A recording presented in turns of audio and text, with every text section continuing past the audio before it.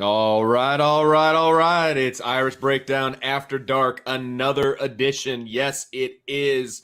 And this is our official pre-Thanksgiving edition of Irish Breakdown. It's basically our normal Thursday show. It's our prediction show. It's our final talk about the opponent and the matchup and all that fun stuff. And we're bringing it to you Wednesday night as opposed to Thursday afternoon because I will probably be asleep in a turkey slash ham coma. So we figured none of you need to see that. That's not something that needs to be seen by anybody outside of my family. And so we're going to bring that show to you tonight. So we've got some good stuff about this matchup, about this game, about this series, all of it. And we're going to bring it to you live here in this edition of Irish Breakdown After Dark. So Brian, welcome. Brian is the publisher at irishbreakdown.com. I'm Vince. I am the football analyst at irishbreakdown.com, and we're rolling live, which is a bit of a surprise to everybody, but we decided we were going to record and then push it out tomorrow. We're like, why not just go live, baby? Why not bring the people in? Bring the people in. Yeah, man. So Brian, let's talk about this. Let's talk about this series first of all. Brian Kelly referred to the Stanford Notre Dame game as a rivalry game, which surprised me a little bit. But at the same time, he's trying to hype up the opponent. I get that too. But let's talk about that first. I think it was smart. Stanford. Okay. I think it was smart. Let me explain why I think it was smart. Okay. They're not a traditional rival from the standpoint of like there's this long history. There was a period in like the early 90s where Stanford with Bill Walsh and I think once with Dennis Green beat a Lou Holtz team in years where Notre Dame was pretty good. Dennis Green may not have been the other one, but Bill Walsh definitely beat Notre Dame at one point in time when he was there. And you look at kind of the rest of the history. There's a lot of Notre Dame dominance, right? And just Stanford wasn't real good. Then they kind of went through like the Walt Harris era, remember? And then there was like the Buddy Teevers era, which was pretty awful. And it just wasn't like a series. I mean, Stanford was just kind of this really soft team. They beat Notre Dame in 90 and 92. So, Yes, I was correct. 90, their head coach, I'm looking it up now. In 1990, their head coach was Dennis Green. In 1992, their head coach was Bill Walsh. So, yes, I was correct. So that was his second go around, right? It wasn't that what happened? I think so. I thought he was there in the 80s. I think so. It's fine. Well, no, he was with the 49ers. 49ers. He was there in the 70s for a couple years. There you go. But you look at the rivalry, and it really was never a rivalry. Then you get into the 2000s, and even when Notre Dame wasn't good, they still beat Stanford. I mean, they beat Stanford every year from 2002 to 2008. It was a span of like 7 years. Most of those games weren't really competitive. Last couple years of that rivalry, it got a little bit more competitive. Stanford was not – it's not that Stanford got better. It's just that Notre Dame because they weren't really getting better yet. Harbaugh showed up, I believe, in 2007. They weren't really good, but they were starting to, play more physical. They were kind of bringing that Harbaugh brand that he had, back then with the two tight ends. And David Shaw was his offensive coordinator. Vic Fangio was his defensive coordinator. And they started recruiting better. Harbaugh put a really good staff together. And what happened in the late 2000s and then the early 2010s is as Notre Dame kind of went down, Stanford was going up, and all of a sudden Stanford became sort of the hot academic school.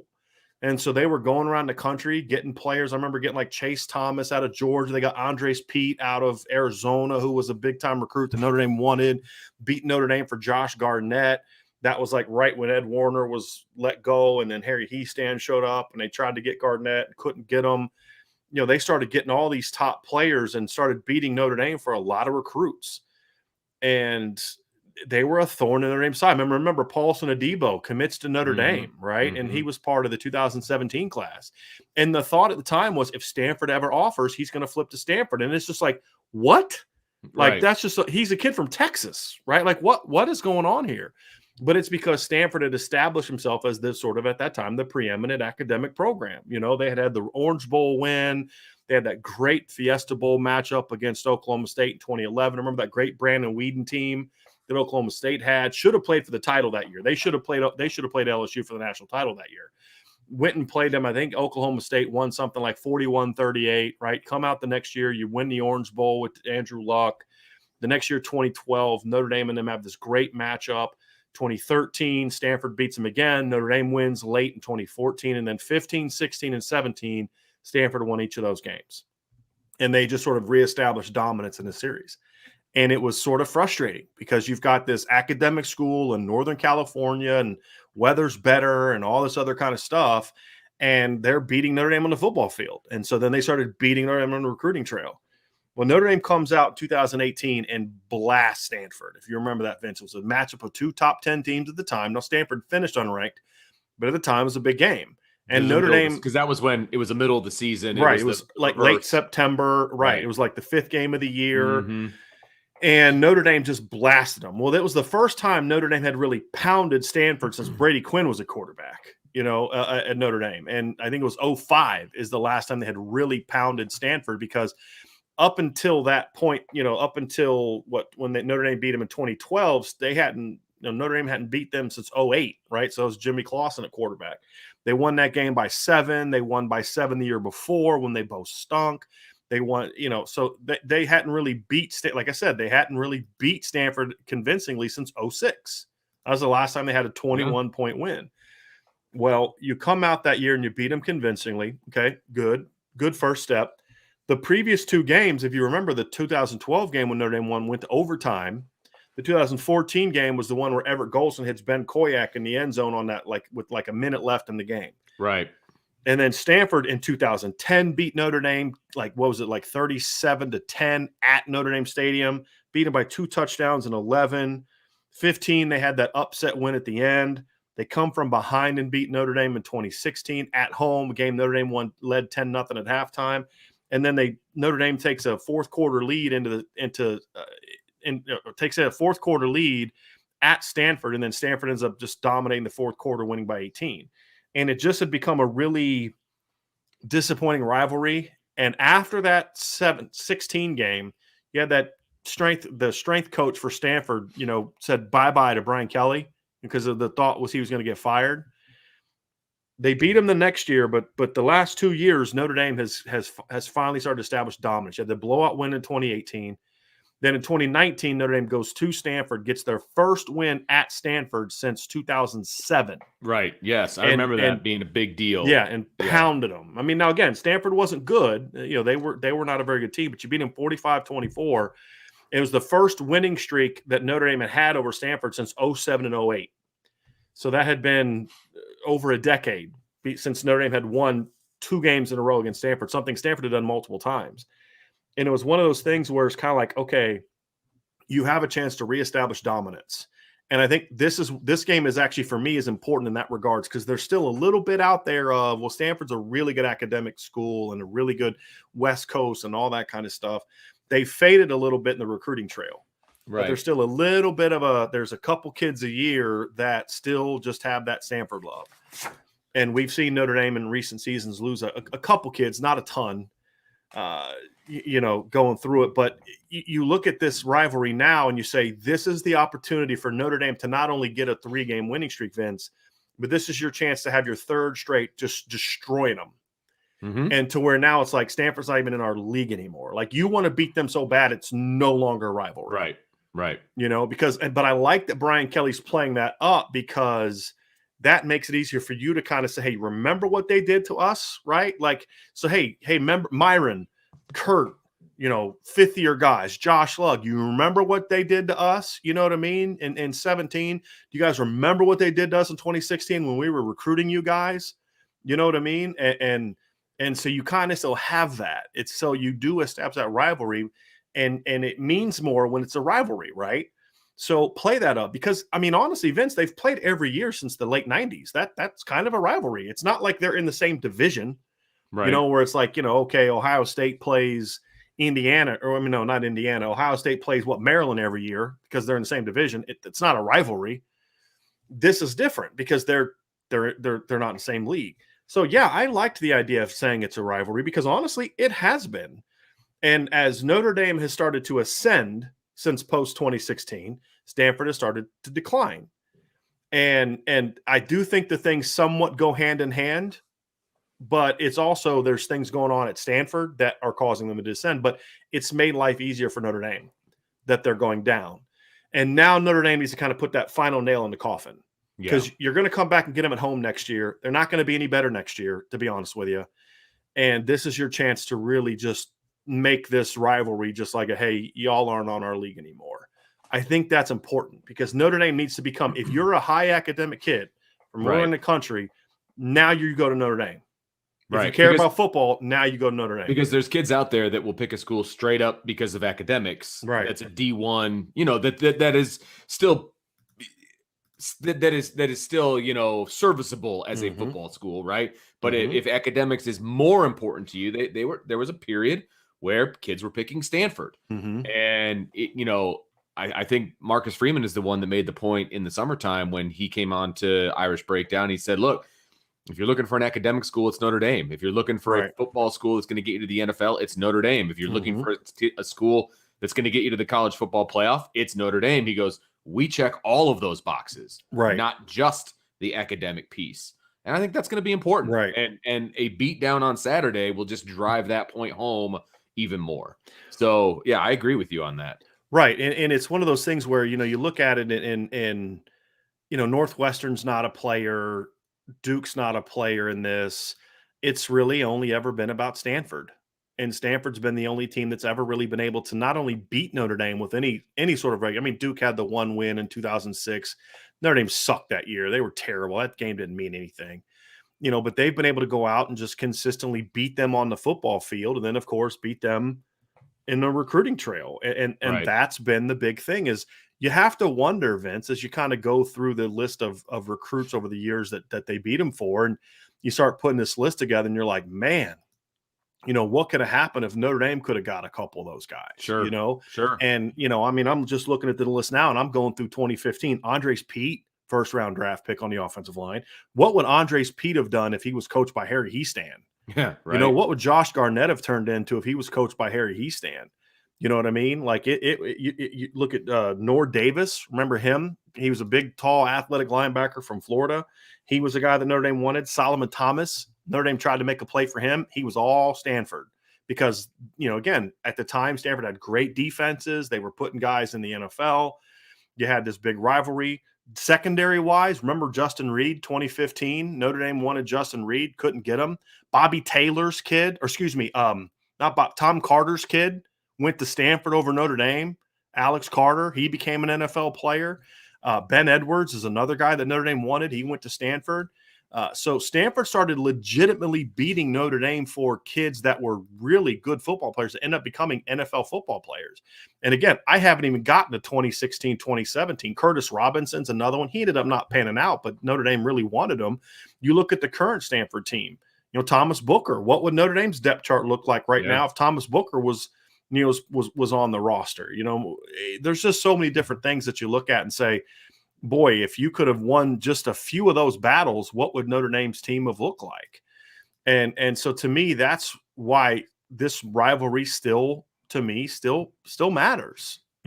Foster Sorrell, 2017 offensive line class. Foster Sorrell is a guy that Notre Dame wanted. I mentioned Paulson Adebo, who is an NFL draft pick in the secondary. Thomas Marcus Wilson's a receiver that Notre Dame wanted in the 2018 class. He's one of their best receivers now. He's been banged up a little bit this year. So, I mean, the list goes on and on and on and on and on. And it's some good football players. It's some guys that Notre Dame definitely wanted. And now you get to the point where if you can start saying, okay, we control this rivalry, we control this matchup, you start getting those Garnetts and those Petes and those Justin Reeds. That's only going to make Notre Dame better. And that's already started to happen. Yeah. Right. We're starting to see that. And I think that's something that's really helped Notre Dame become an even better program is when you control them on the field, you then start beating them on the recruiting trail. Because it was a window of like 5 or 6 years where that was happening as Harbaugh and Shaw built the team. Right. And now it's like, okay, it's back to normal a little bit more. But it is important for Notre Dame to do that. And it's important to make it a rivalry because when you beat them consistently, it adds even more to that victory, which makes it even a better sell on the recruiting trail, in my opinion. Yeah. No, winning the rivalry game and winning the recruiting trail, I think is really this puts the nail in the coffin for me. If they can go out, or when they go out, or however you want to phrase it, on Saturday and do what they're going to do, that puts the nail in the coffin of this rivalry right now, right? And it puts Notre Dame in the driver's seat for the foreseeable future. And you would hope that it's not only a 5 or a 6 game window or a year window. You hope that it's further than that, and that you can put this thing to bed.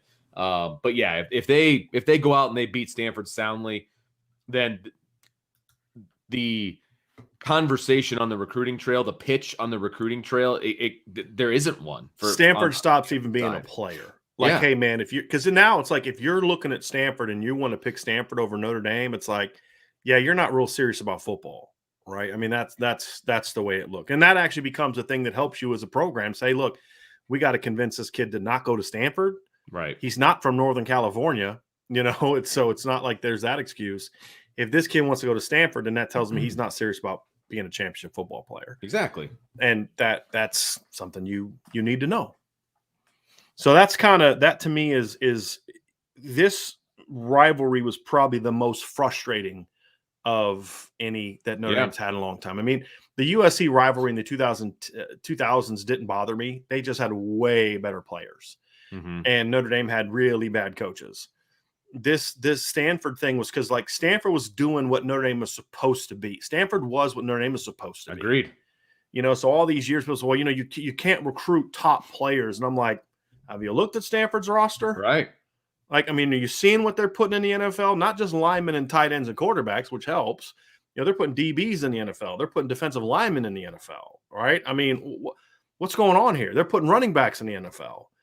And now you look at it and say, okay, Notre Dame has reestablished dominance in the series. And not only are they beating Stanford, but they're physically beating Stanford up again, because Stanford's not that physical team that they were in the late 2000s and the early to mid 2010s. They haven't been a good running team for years. I mean, even that 2017 team that beat Notre Dame was not a great running team. And the last couple of years, especially, they've really fallen off. And so they're just not that program anymore. And now it's time for Notre Dame to beat them so bad that it's not even like, look, we've played them 3 years in a row. We've beat them by over 20 each year. It's not a rivalry anymore, because, they won by 21 in 2008, 19 or 18, when it was supposedly a big matchup. You beat a bad Stanford team by 3 touchdowns in 2019. This one's got to be worse. You got to really destroy them, because then it's like, look, we're not worried about Stanford. Right. And then you got to make sure that they don't ascend again. That's true. The big thing. No, and the other thing too is this rivalry might be going away soon. And that's the other thing, is you want to end it with dominance. Absolutely. You want to end it with, like, hey guys, here's the reason that we stopped playing Stanford. Right. Absolutely. They weren't giving us a good win.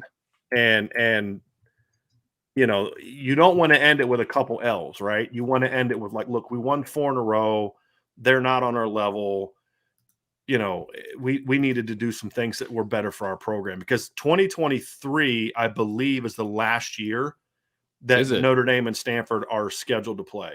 Look, 2024. Did they just sign a new series or something? Yeah, 2024 is the last year that they're on the schedule.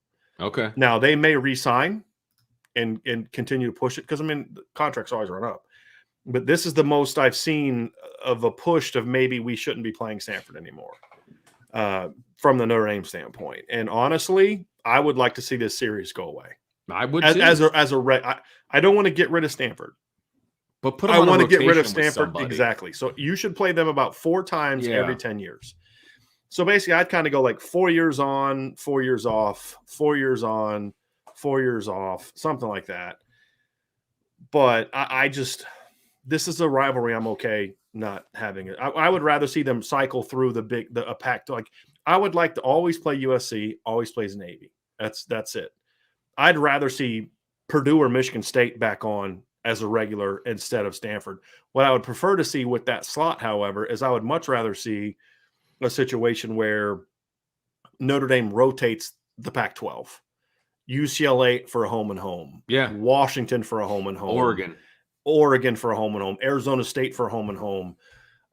And then, hey, you know what? Maybe this year we don't play a second Pac-12 team since the Pac-12 stinks. We're not getting a whole lot out of that. And I don't think the whole finishing on the West Coast thing has the same impact it used to, where you go out on the road. I mean, because kids are deciding so soon now. Like the way it used to be early in Brian Kelly's tenure and then Charlie Weiss and those, is you went out on the West Coast. That was trying to convince kids to come visit for the banquet and to get in for those official visits in the winter. Because, you remember it used to be that recruiting was most of recruiting, like Lou Samoji has talked about this in the past, like the vast majority of Lou Holtz's recruiting was done from the end of the season to the banquet and signing day in February. That's when it was. I mean, yeah, right. Absolutely. Now correct. It's like by the time Notre Dame's coach is going to road this week, they're going to be going to see more 2023 kids than they are going to be seeing 2022 kids.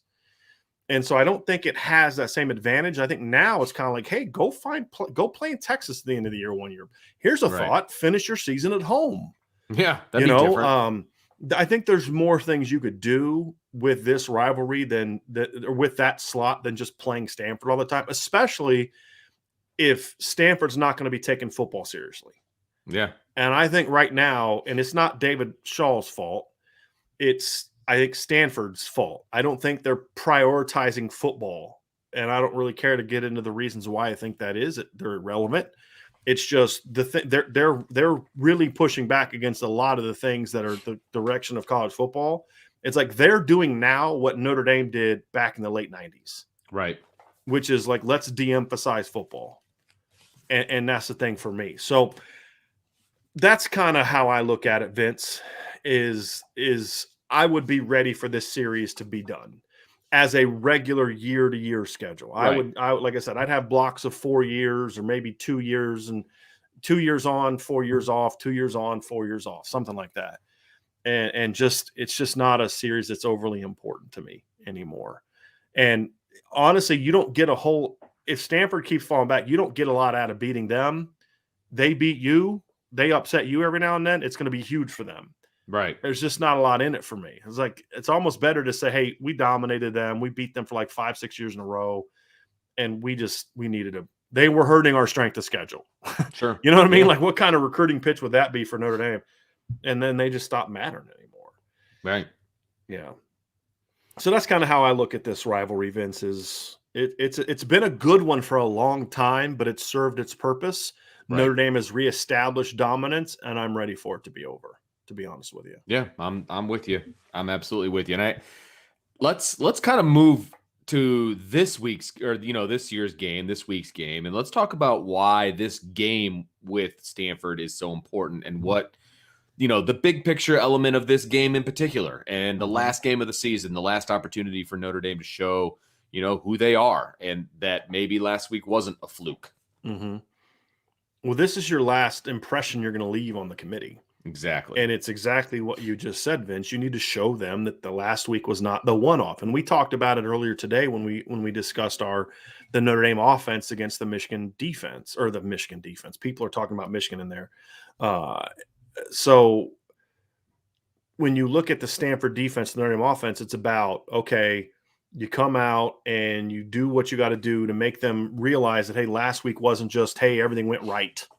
It all went right. And, and we got lucky as a defense. I'm looking at from the coach's standpoint, the Notre Dame standpoint of, hey, look, we faced back-to-back backup quarterbacks, right? True. This was going on, and you just had that fluky game where it all came together. You come out and do it too. Once you can say it's an accident, right? I mean, Georgia Tech beating North Carolina by 20-some points was a fluky game because they couldn't replicate that. Neither team replicated that performance. Mm-hmm. It was just one of those days, right? You come out and do it again, and it's like, okay, that's not it all went right. That's just kind of who Notre Dame is right now. And that's the kind of performance that I think Notre Dame needs if they're really going to let the committee know that, hey, we are here to be taken seriously. You can quit kill all that noise about how hot Oklahoma State's playing, because look at what we're doing. Sure. We're doing the same thing, and we're doing it against a league that you all don't think is as trash as the one, you know what I mean? The other one, because the ACC has turned out to be pretty bad this year, right? But coming in, that was not the thought. And there was a No. lot of lack of respect for the Big 12 for a while. And Notre Dame needs to kind of say, hey, look, we are playing as well as anybody in the country because that matters. That will be a data point, right? It's all about creating as many positive data points as possible. One of the data points has always been, how are you playing now? Right. And if Notre Dame, because here's the other thing too, is if I'm Notre Dame, I would try in some way, shape, form, or fashion. If you're able to get Kyle Hamilton to committing to play in the playoff, I would let that leak after your win before the conference championships. I would let that leak. If you're ahead of Oklahoma State this weekend, I would let that leak. Because what you can say as Notre Dame is like, do y'all see what we did the last month on defense? We've been dominant. We have done this. Hamilton. We didn't have Kyle Hamilton. Yeah, right. He's back. Right. So I think that to me is Notre Dame's got a lot of things pointing in a direction. And you need this game because if you sleepwalk through this game and win 28-6, it's going to be like, yeah, Notre Dame's playing really good. We're excited to see them in the Peach Bowl. They're going to be a really good team for the Peach Bowl or the Fiesta Bowl, but they're not a playoff team. You've got to come out against Stanford and just obliterate them from start to finish and prove that you are just on a different universe than Stanford. And then you can kind of say, hey, look, fellas, this isn't a one-off. We've been doing this for a month, right? We've been doing this for a month. Yeah. Yes, absolutely. And the committee cares about that because look, Cincinnati wins week after week after week after week after week. And the committee keeps looking as like ugly, ugly, ugly, ugly, ugly. Notre Dame doesn't have those in the last month. It's wow, wow, wow, wow, and that's important. While Bama's struggling to beat a bad LSU team and beating Arkansas by a touchdown or whatever, you go out just blasting people. And that the committee's going to see that. Yeah. They just will. Yeah, it's very important because it's what have you done for me lately? Okay. And yeah, Notre Dame has a loss they can't take back, right? It was a bad loss in my opinion, right? And no matter how you look at it, it was a bad loss. So they no longer control their own destiny. So all they can do is take what they've done over the last month and say, hey, this is who we are now. This isn't who we were at the beginning of the year. You know, popping the film at the beginning of the year, popping the film now. It's two completely different teams. Right. Okay. Defensively, they're playing with more confidence. They're really just developing into what Marcus Freeman wants them to be. And they're so much more comfortable with the scheme and the play calling. And it's so obvious. When they've eliminated those 3 or 4 mistakes a game that were resulting in points. Absolutely. And they're just playing faster on defense. And then offensively, it's just a completely different game plan, right? I mean, the way that they're attacking teams is so different than it was at the beginning of the season. It's like I said, it's two different teams. And so if you're paying attention and you watch this team at the beginning and you watch them now, the team that they're playing right now, how they are right now, with the rest of the resume. I get that the whole resume matters, but how they're playing right now matters. It matters big time. And it's going to matter more than September. Oh, absolutely. That doesn't mean September doesn't matter, and it should matter. Right. But I think you have to look at the data points and rank them in order of priority and how you're playing now. And what your team looks like now is going to look a whole lot better than what it did in September. That's just because if it was the opposite, if they were playing this way in September, and then the September team is playing now, we're having a completely different conversation. And rightfully so. Yeah, rightfully absolutely. so. No question. So that's kind of, Vince, how I look at this big picture. I do want to say something. There's some questions being asked in the chat about what we think about if Oklahoma State wins. We had a whole show on that last night. If you didn't watch that, totally understand, right? I would just encourage you to go back and watch that show last night. It was just about the college football playoff rankings. We're not going to dive into that tonight. We're going to focus on Stanford tonight, and we'll have plenty of time. We're going to talk about that stuff on Sunday night after the game. We'll talk about that stuff next week in multiple shows. Oh, yeah. So no worries, Chris. You're all good. Chris Ayers is the one asking about it. No worries. I just didn't want you to think we are ignoring you by not talking about it. Yeah. Yep. So I just want to say we're going to focus on Stanford in this show and encourage you to go back because it was a fun show. I had a blast doing that show last night. And we're going to have a lot more fun moving forward talking about the college football playoff and other teams and the whole thing. Right. So, But tonight we're just going to focus on Stanford and how it impacts Notre Dame. right. And so, Vince, that's the big picture. Is this game is not about beating Stanford. It's about showing the committee, Yes. hey, look, here we are. It's a beauty contest at the end of the Yes. day. It has to be a faceless opponent. Like it doesn't necessarily, and I get the rivalry and I get all of that. Everything that we talked about just now, I get all of that. But when it comes to the game on Saturday, it's a faceless opponent. Right. It's Notre Dame but in the right way. See, this is the the problem is Brian Kelly's always had that mentality. I remember a few years ago when Brian Kelly said, was it 2017? This is just a nameless, faceless opponent. And I'm like, what? Like, it was for the Stanford game. Yeah. And, of course it was. And the reason I didn't like that is because you say that and it can mean one thing and it's totally fine. But the way Brian Kelly was saying it, it was just that whole just business approach, and we're just going to take it a day, and every opponent's the same, and all this other kind of stuff. And that's why Notre Dame would show up so often without energy, without emotion, and all that kind of stuff. You know, if you're doing it the way, you know, like the way I think Bama does it, the way that Clemson does it, where it's a faceless opponent, because at the end of the day, the opponent doesn't matter. It's about what the expectations are for you. And the expectations are dominance. It's about energy. It's about emotion. It's about execution. It's about pads popping. It's about doing all those things and playing to your standard that we've set as a program. That's how you look at it from a coaching standpoint.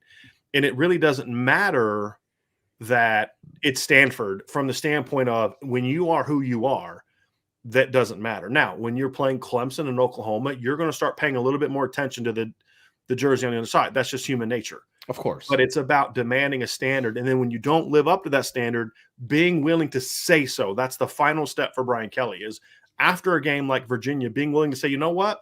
Because here's the thing. He clearly did it. He clearly changed and did it. Why do you get mad at us for us kind of holding you accountable to being what Notre Dame is supposed to be? And then you actually do the thing we're pissed about. And then act like you're annoyed at us that we made you do that. It's like, what? Right. You know, exactly. like it was his first comments after beating Georgia Tech. Well, you know, we went out. I'm like, oh, sorry for holding you to the standard of being a guy that should try to win a championship, right? But he's got it in him. It's just go do that all the time. Stop waiting until you're mad to do that. Just do that, and you're gonna win a title. Because if you win a title, no one's going to say, well, the media helped him, because no one's going to care what we had to say. It's just going to say you won a title. You're right. Let's go, you know, get you measured up for the statue. Right. So don't do that. Where did that come from? Yeah. So that's, to me, is the thing that kind of excites me, but still frustrates me at the same time, is I'm always kind of waiting to see if Brian Kelly finally turns that final corner, right? Like he's gone around a couple of them, but there's that last turn he's got to make. And to me, this game is going to be an opportunity to take that next step, because if we see Notre Dame come out against two bad opponents and just look like Bama does when they play a bad opponent, and look like Georgia does when they play a bad opponent, and look like, you know, Clemson and Ohio State do when they play a bad opponent, it's going to say, okay, you know what? Maybe Brian Kelly's finally figured this thing out. And it's going to get me a little bit fired up about what's next. Yeah. Because we'll talk about this next week. But did you hear Joel Klatt's comments on Colin Cowherd's show, where he's talking about he interviewed Brian Kelly back before the Wisconsin game? Okay. And Brian Kelly said, this isn't our year. This is a developmental year. And I wanted to puke. But I feel like halfway through the year, Brian Kelly was like, you know what? I think we got a chance. and so we'll talk about that next week. But look, can I make one quick comment about that? When he made that comment prior to the Wisconsin game,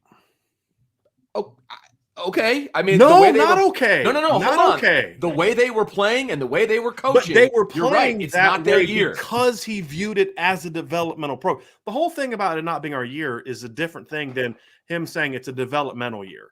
Because when it's a developmental year, you're not going to build your offense around Jack Cohn, because he's just here for a year. He's a bridge to the next quarterback, right? You're going to make more excuses for your offensive line playing like garbage. You're not going to be as demanding of your team as what you should be. You had no concept of what was going on around him in college football that we were talking about, saying, hey, you know what? This is your year. Clemson's going to be down. Bama's going to be down. Right. Things that you and I were saying back in June and July. Absolutely. Right? That the head coach at Notre Dame should be aware of, like, hey, you got a veteran quarterback. You've got some really talented players. You got an opportunity. And you don't have a great line. That was the whole point. I don't think that he had any faith in his team at all. But see, that right. He doesn't know to his me team. bothers me. Yeah. It's because when you look at your line, you say, okay, it's not going to be a great line. So do what we said at the beginning of the year, which is RPOs, tempo, screens, perimeter stuff you don't have to have a great line, right? And then I don't want to talk too much about this because I want to talk about this in a whole show next week. Fair enough. Yeah, that's fine. But the point is I feel like the light kind of went on for Brian Kelly. And it's kind of like, you know what? We're not getting the most out of this team. And so they were willing to make, because here's the thing. You don't make the changes they made midstream if you still think you're a developmental program. If you still think our year is next year or 2023. You don't do it because you keep building for who you want to be next year. You know what I mean?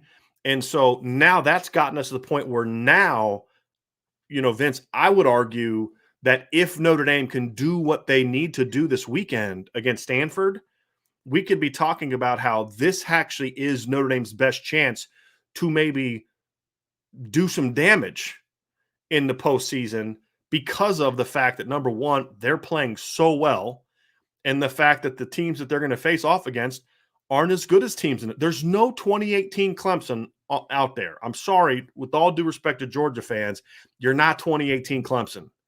You're not. You're not 2019 LSU. You're not 2020 Bama. You're the best team in college football this year, but you're beatable. And to me, that's where I'm at. So this game is going to tell us if they're serious about making that final statement. That's what I'm really curious about. Sure. Is Brian Kelly serious about making this final statement to really say, hey, because part of me wonders, and again, this is just kind of what you do with a coach, like when Kelly says things like that, part of me wonders deep down, does he really not want to get in the playoff?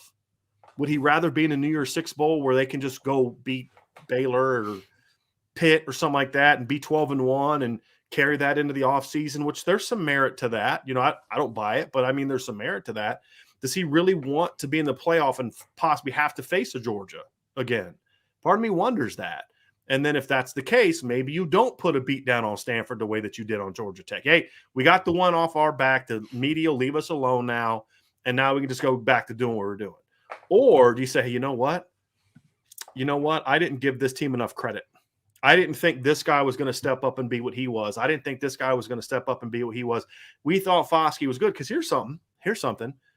Isaiah Foskey was battling to hang on to his job in fall camp because he's just one of those dudes that when the lights go on, you can't block him. Because he's not in practice. It was like, he's not a guy that goes out in practice and dominates. You've seen that. Jordan Patelho was way better. Justin Adamiola had a lot of better moments. And then you get out in games like, hey, this kid's pretty good, right? You lose Maris Luafau. That was a blow. You don't know what Cam Hart's going to be at cornerback. You have no clue what Cam Hart's going to be at cornerback. There's all these question marks about this football team. And then you come out and you're like, you know what? This Joe Alt kid's a lot. I remember talking to a parent of a Notre Dame player who said to me in fall camp, hey, this Alt kid is going to be really good. Like, this is before Joe had ever played a snap at Notre Dame. Right? This is in fall camp. That Alt kid is going to be really good. Because you remember me telling you, Vince, that first practice, hey, see, look at Joe Alt, because I'm hearing some things. Because I took video of him in going through drills. And I was like, that's Joe Alt. He looks way bigger than I thought he was going to be. But there's been a lot of guys step up, Vince, that you're like, Like, I wonder if when they moved Ramon Henderson to safety, they're like, hey, we got something here. And look, that happens at all coaching. It's happened to me when I was a coach. We moved a kid from quarterback to receiver because all of our starters were playing, but we had just lost a lot of our depth. And so we moved this really athletic quarterback who wasn't playing a quarterback just to kind of give us some depth. And like after 2 days, I'm like, hey, fellas, you ain't getting this kid back, right? Michael's staying with me because he ain't getting him back. And we didn't know going in that he was going to be that kind of player. When I was at Muhlenberg, we moved a kid, we needed another fullback. And so we moved a kid named Chris Brown to fullback. And Chris was a really athletic kid, but not a great linebacker. We moved him to fullback. And it's like after like a couple practices, the offensive coordinator, Corey Goff, comes up to me and says, you better, if you don't get that kid ready to play, that's on you. right? Because like, and so like me and him are like extra meetings, and we're going over things, and I'm drilling because it's like this kid's got something. We didn't know it till we put him over there and handed the ball to him, and you're like, we got something here. And I think sometimes that happens with Notre Dame, where you move Ramon Henderson to safety because we need somebody, and he's one of the biggest corners we got. Yeah. Okay, let's put him there. We don't have Kyle Hamilton. You're like, hey, we might have something here, right? And then you start saying that, you know what, this team's better than I thought it could be. And then you look around the country and you watch Clemson, and you're like, Clemson sucks, and then you watch Ohio State, and you're like, boy, their offense is really good, but their defense, you watch Bama barely beat Florida, you watch Bama barely beat LSU, and LSU, and you're like, hey, y'all, we might want to get serious about getting in the playoff again, because I think we can beat those guys, right? You just hope it's not too little too late. That's going to be the thing. But this game was going to we may be sitting here Saturday night saying, screw all that. They beat Stanford 20 to 17, and they don't deserve to be the playoff team. But right now, if they can do to Stanford, Vince, what I think they're capable of doing to Stanford, then Notre Dame is going to have a really loud argument that's going to drive the people at ESPN nuts. And it's going to be glorious. And I wish that Brian Kelly would have as much disdain for ESPN as he does for me and the rest of the local media, because they're constantly ripping his program. And they'll praise him, but then they're like backhanded comments, hey, they're pretty good for Notre Dame, and just the disdain, like Keyshawn Johnson on ESPN. I don't want to see Notre Dame. And, David Pollock, anti-Notre Dame. Desmond Howard's anti-Notre Dame. And I used to be very much pushed back against this because I'm like, come on, y'all. Like, but it's gotten either I'm more aware of it now, or it's gotten worse, or both. I think it's gotten worse, to be honest with you.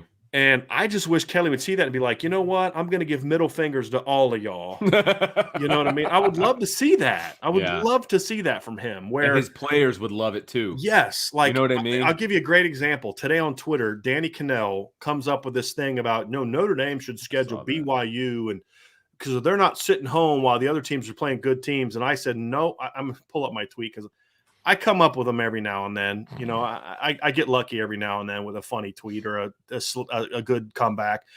He said, Danny Cannell said, Notre Dame should call it BYU and play on conference championship weekend instead of sitting at home while everyone faces tough matchups. Go do the same and play a top 15 program. And I said, I disagree. Notre Dame should schedule Southwest Missouri State, Mercer, New Mexico State, Charleston Southern, Western Carolina, or Austin Peay. Right, who are teams that, like, all these teams playing on championship weekend have played. They played already. Right. I mean, so like Southwest Missouri State, that was Oklahoma State. Mercer and New Mexico State, both Alabama. Charleston Southern, that would be Georgia. Western Carolina, that would be Oklahoma. And Austin Peay, I believe, was Baylor. And then Cincinnati played Murray State. Ohio State and Michigan, I believe, I could be wrong on this, but I believe, Ole Miss played Austin Peay. But I believe Notre Dame and Michigan are the only two teams that didn't play Notre Dame, Ohio State, and Michigan are the only three teams that didn't play an FCS opponent during the season. Baylor played Texas State, who's not in Baylor also, because Baylor played Texas State. No, I'm sorry. Baylor did. They played Texas Southern, beat them 66-7. And somebody said to me on Twitter, a guy I like and respect, he's like, well, there's not a lot of difference between New Mexico State and these 1AA teams. I'm like, bull. New Mexico State's won one game this year. That's it. They're 1-9. It was over the only FCS team they've played, right? Toledo beat Norfolk State, an FCS team with a winning record, 49-10. If you want to talk to me about North Dakota State and Montana and Jacksonville State, programs like that, you are correct. Those are good football teams. And sometimes they're going to test you better than some team that stinks. But most FCS teams, if you're not a top 10 FCS team, you're going to get blasted by the 99% of the FBS teams, right? And so, I responded to that, and Robbie Toma tweeted it and was like, yes, Notre Dame against the world. I wish Brian Kelly would have more of that towards the national media. He does that real well to the local media, which has been pretty, other than us, is kind of pretty. They treat him really nicely. Let's just say that, right? Oh my goodness. And yet he gets so mad about every remotely tough question. It's like, have you seen what they say about you at ESPN? Well, when they call up, hey, we'll interview anybody. We love you guys, right? Like they dog your program all the time. I would love to see Brian Kelly just middle fingers up to everybody in college football. Just dabo this thing up, man. Like dabo it up big time. And I would love to see that, because if they could develop that edge, man, that'd be fun to watch this team play. Because you got your own network, you can really do it up then.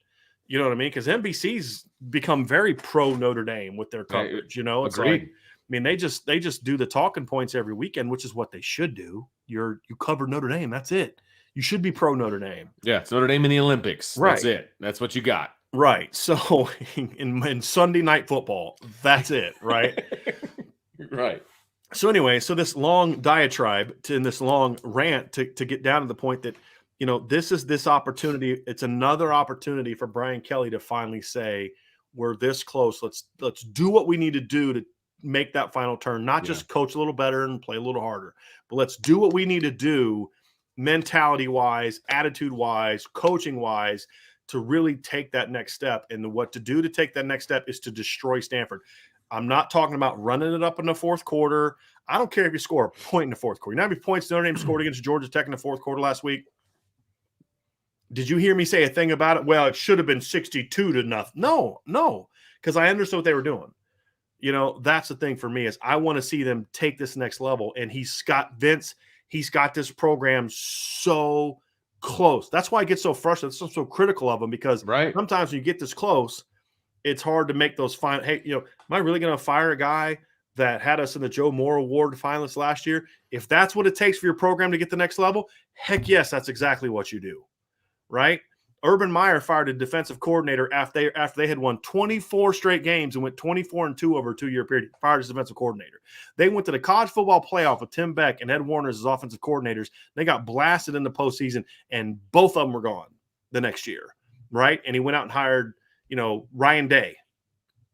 Yes, if it means your program taking the next step, you do, everything's on the table. You know, and he did it with Marcus Freeman. He's taken a lot of steps. This is that final step. And we're going to see this weekend if this is a legitimate change for Brian Kelly, or if last week was a one-off where he was just kind of pissed at us for, you know, not loving the fact his team gave up at the end of the second quarter and just coasted to a victory over a bad team, or if he's like, you know what, this is who we're going to be. So I'm all for it. But I want to see it. Now we have to see it, right? And so you got me all fired up. You got me all excited. Now I want to see it. Now I want to see it. And that's what this weekend's about, right? You want to know what this game is about? It's not about matchups. It's not about third down offense and defense. It's about a mindset. Because if the mindset is there, you will destroy Stanford. Destroy them. Mm-hmm. Even if your game plan – look, I'll be honest with you, Vince, there were some teams that I coached where the game plan against most of our opponents didn't really matter, because our kids were just going to go out there and just destroy them. Yeah. And it was our job to just kind of make sure we didn't screw it up, right? Now, if you can do both, that's obviously the ideal thing. And that's where Notre Dame is. That's exactly what last week was. If Notre Dame had a normal game plan they had previous weeks, they still would have beat Georgia Tech, 35-17, 10, 14, whatever. But they played like they're supposed to. And if they can, and this is great right here. This is it. Right there by Michael Parks. If they can take that focus and turn it on to Stanford, man, this is going to be a fun day on. It's going to be a fun Saturday. It's going to be a real fun Saturday. And that's what we're waiting to see, Vince. That's where it's at. Let's go. I'm ready. I'm fired up. Let's go. Let's go play a game. Unfortunately, it's only Wednesday, so we have Thursday, Friday, Saturday to go. Coach, don't use your good speeches in the middle of the week. Wait till It's just a picture where they run out onto the field. All right, let's go. Hey, game's not for 3 days, guys. It's okay. It's Wednesday, guys. Sorry. Yeah. They don't even get on the plane till Friday, so that's okay. Yeah. Okay. Normally we do matchups, and we didn't do matchups last week because it was kind of ridiculous, and we're not going to really do matchups this week because it's not going to come down to one or two matchups on either side of the ball. It's just not. And we're realistic people. Okay. Yes. So what we're going to do is we're going to do something similar to what we did last week, and we're going to talk about players that we're going to be watching from Notre Dame who either need to have a good game, need to step up, somebody we're going to be paying attention to see if they can continue what they've been doing. That's kind of the criteria for the players that we're going to be paying attention to. So, Brian, I will let you go first. Let's start with offense. Who are you going to be keeping your eye on in this game? Well, the first one for me is Jack Cohn. I want to see him continue the trend. I want to see him be as aggressive as he was last week and be as accurate down the field as he was last week, because that's been an issue for him for much. We've seen it at times. FSU, he was pretty good. Toledo, he had some really good downfield shots. Purdue, he had that great throw to Braden Lindsey that was dropped. He had that great throw to Avery Davis for a touchdown. If he can start being more consistent with those, and Tommy Rees is going to call more, because I think when it comes to the deep ball, I think part of the reason Notre Dame didn't do as much of the deep ball is A, they had trouble protecting it. B, the receivers couldn't get off the line, so you can't throw it. And then C, it's Jack wasn't hitting them. And so I mean, you can stubbornly keep calling it, and I've had debates with coaches before where like after every game, it's like they complain about the same stuff, and I'm like, dude, you keep complaining to me about the same thing after every game, right? Why do you still call it? If it's not, I mean, this kid can't throw that pass. Why do you keep calling and getting mad that he can't throw that pass? Right. I've literally had those conversations before. And so all props to Tommy Rees for saying, hey, look, these aren't working, so let's do something different. Well, now he's getting that back into the offense a little bit more. Right. Jack's hitting it a little bit more, right? The receivers are getting open a little bit more. Again, bad defenses, but hey, it's a confidence thing right now. It's a timing thing. And so you're getting to that point now where I want to see that really continue to build on that this week. I want to see Jack be accurate. I want to see the timing be good. I want to see his accuracy. I want to see him taking downfield shots. I want to see him, being accurate with those downfield shots. Those are the things to me that I want to see, Vincent, before we get to yours. Hunter Peterson, thank you very much for that super chat. Let's go Irish. Keep up the great content, guys. We will do our best. I think if you want to do super chats real quick. There was a couple, but that wasn't really a theme one. We'll get to some of those more specific super chats because, hey, now we don't lose them. So this is a wonderful. I know. I want to like write them an email, but thank you for finally. Send them like a Christmas basket or something like that for finally fixing that. Yeah, right. The players I'm going to be mainly watching on offense. I love your Jack Cohn one, but it's the right side of the line. It's Madden and Lugg. And look, we threw a lot of praise at Kane Madden at the last game, and rightfully so. He had his best game of the season. Okay, I don't think Josh Lugg had a great game, but if Notre Dame is going to go places that are important, that are big time, the right side needs to play well. They have to. I've been a little nicer to the left side, but they've had more success overall, I think, than the right side has. Okay. The right side, I've seen flashes. Okay. And Kane Madden again had his best game last week. He needs to build on that. He needs to have another good game. That way I can breathe a little easier in the month between Saturday and whatever bowl game that they're going to be playing. Excuse me. And so that I need to see those two play together and play well, because if that happens, I've got a little bit more optimism about the offensive line. Again, I'm not calling up the Joe Moore Award Committee and being like, hey, make sure you're keeping an eye on Notre Dame. Right. But they're getting to where they are a serviceable group that this team can play behind. And that's what we need. That's what Notre Dame fans need. So that's where I'm going to be focusing as far as the offense is concerned, is the right side of the line. Yeah, I think it's a great point, Vince, because Josh Lugg has to be a good football, not great, just a good football player. If Notre Dame's going to get to Georgia and get to Ohio State or any of those teams, like they're going to be facing, whether it's Georgia's edge players or whether it's Zach Harrison and Tyreek Smith from Ohio State, whether it's the kids from Oklahoma State, whether it's Michigan's kids. I mean, you look at Myjai Sanders again. Right? No matter who the potential postseason matchups might be, Will Anderson at Alabama, he has to just do your job. And he's been real inconsistent this year. When Notre Dame has had physical dominance this year, it's come from the right side of the line. When they've had in the last few games mental mistakes, technique mistakes, it's come from the right side of the line. to your point, if they can have that consistency and the regular season on that note and give Jeff Quinn and the O-line GA some really good game film of like, hey, guys, this is what you're capable of when you do what we're asking you to do, that's going to bode well for them when they get in the postseason. Yes, and I know Stanford sucks, but it's more about when you do your job and you play with the technique we're telling you to, and when you recognize these twists and you do this and you do that, you're a good football player. You can go against anybody, whether you actually believe that or not. Confidence in football is such an important thing. Yeah. And that's why sometimes it's good to start the season off with a team that's not that great because you build some confidence, right? Now you need to make sure it's not false confidence, but as much as Josh Lugg has played, it's not going to be false confidence. It's, hey, you know what? I am a pretty good football player. I just got to go do A, B, C, and D like coach tells me to. And so I think that's a good one. I think the other one too, Vince, is I still want to see a couple of the other receivers opposite Kevin Austin really just have a breakout game. Lorenzo Styles had a couple breakout plays. Braden Lindsey's had a couple breakout plays. I want to give the playoff teams really something to think about if Notre Dame gets there. And that's like a Lorenzo having 7 catches for 120 yards or Braden Lindsey having 3 catches for 120 yards or something like that. I'd love to see a secondary or third level player, because obviously it's like Mayer and Kyron, right? Sure. And then it's like Austin. And, whoever the number 2 running back was Avery Davis. And then it's like Styles, Lindsey, that kind of guy.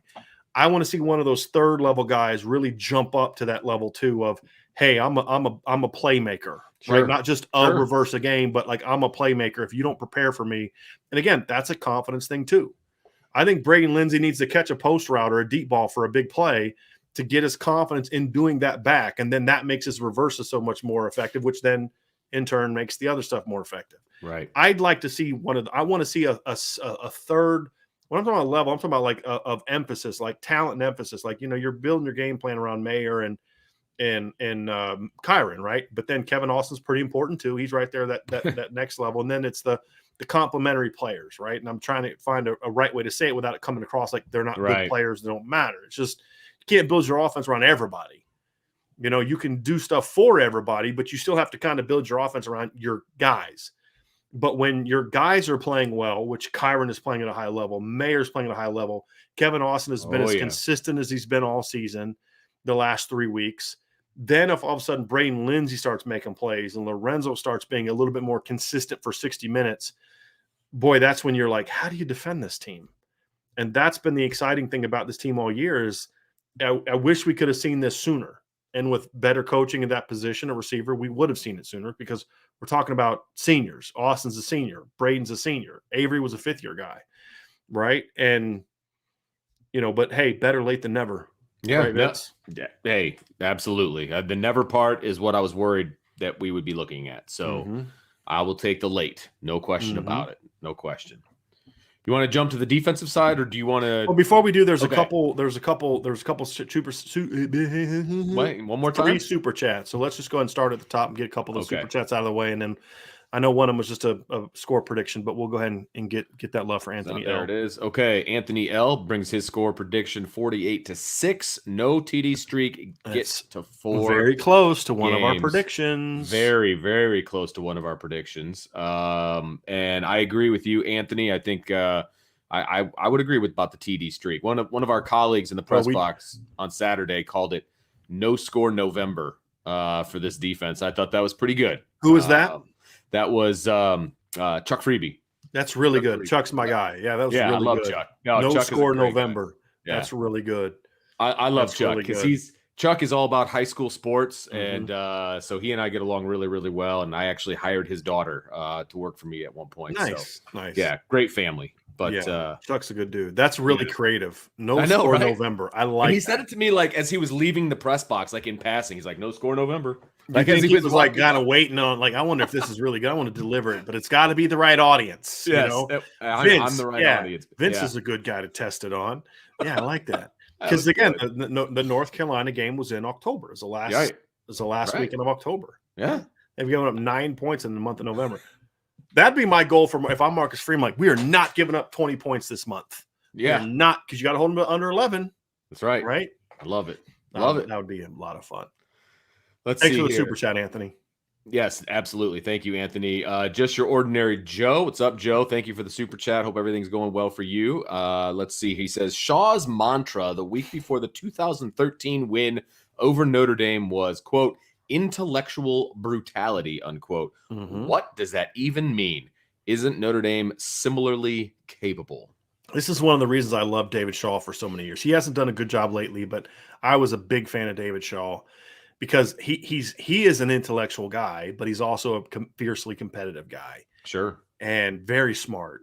But what that basically means is Stanford is they are a pro style team. And Stanford is a program that didn't have a lot of the first round picks. They developed them into first round picks because they had a great coaching, great strength program, and they would get these guys, and by the time they were seniors and fifth year seniors, they were just these big grown freaking men. Stanford used to be huge. I remember my dad was at the 2016 game when Stanford came back, beat Notre Dame, and he was like, he goes to me, he goes, that was the darndest thing I've ever seen. I go, what do you mean? He goes, I've never seen a college football game where I looked at Notre Dame. Now, he wasn't at the 2012 Bama game, keep in mind.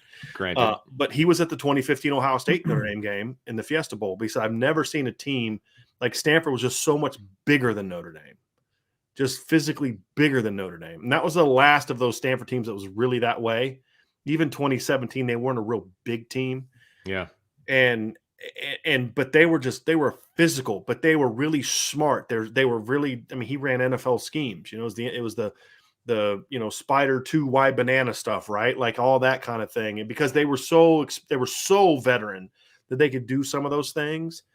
And what I have been told this, I don't know how true this is, but I've been told this by a lot of people in the coaching and playing in college football business, that Stanford is much harder to get into than Notre Dame. I've heard that as well. It's much easier once you get there than it is for Notre Dame, for football players.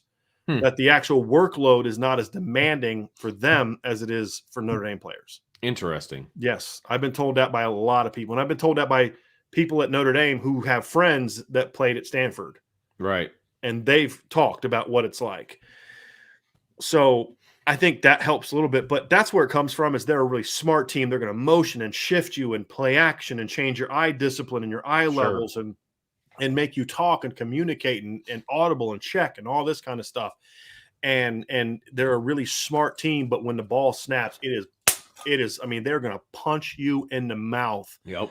And that more than anything is what's gone from Stanford. Mm-hmm. They are just not that team anymore and haven't been for a few years now, but they were one of the most physical teams you would ever see from like 2009, really 2010 is when it really started. But even like 2009, isn't that the year they almost beat Oklahoma in a bowl game, the Sun Bowl? It may have been, but they just from 10 to about 13, that 4-year stretch, Stanford, in my opinion, was the only team that could be on Bama's level when it came to just sheer physicality. It was Bama and Stanford. They were the two most physical teams in college football, and that's where that expression came from. Well, they were definitely physical because they would line up in that they would bring in tackles to play tight end, and they would put a tackle in at fullback. Sometimes they'd bring in two.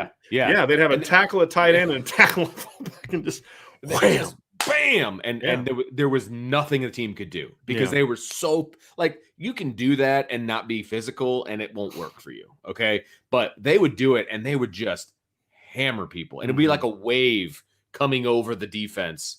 I mean, and they would just out physical you. And now it did hurt them a couple times, in my opinion. I've kind of felt that. I felt it hurt them in 2013 against Michigan State. Remember, they had that 4th down late in the game where they just lined up and said, "Here we come," and Michigan State said, "Yeah, we know," and they were going to stop it because they were just so much more physical than teams in the Pac-12 that I think it gave them a false sense, "Hey, we can do this against anybody." Kind of thing. And like they tried that against Notre Dame in overtime, right? They just lined up and said, "Here we come." And Notre Dame said, "Yeah, we know." And they stopped them. Right. So I think that was one of those things too. And I think, it hurt them in that game. It didn't cost them the game against Wisconsin, but their offense didn't really play great against Wisconsin the year before in 2012 in the bowl game. I think it was a 2015, one of the years they played TCU in a postseason game. It was kind of a similar type of situation. So, I do think there's been times when that's kind of been like, hey, this isn't UCLA. You know what I mean? Like, this Right. seems a little bit different than that. But to your point, Vince, I mean, it was a mentality though, right? Like that was Right. the point Exactly. you were making. Yes. It was a mentality. It was Right. just, this is who we are. We're coming Mhm. at you. Right. Good luck. Because you can copy somebody else's playbook and you can run the plays that they run. But if you don't have the same mentality and you don't have the same physicality, it doesn't matter. Right. Right. I mean, there's certain teams that could run the exact same formation, the exact same play with multiple tackles on the field and all of those different things that, that Stanford was doing. If you have USC try to do that, it's not going to be the same. You know what I mean? Like it. So that's the point, right? I mean, it was just a different mentality during that stretch. Okay, Yep. Connor has another super chat, and thank you, Connor. By the way, he says we need to use this game as prep for either the playoffs or New Year's Six. What are your thoughts on this 3-week break to get the team back to firing all cylinders? I think it's twofold. Number one is give them time off. Let them go home. Let them finish the semester. Give them a week or two off to heal. Get them back in the weight room. But when you get back on the practice field, have the most competitive practices of your season. Like it is ones on ones. It is periods where it's ones on ones. It is physical.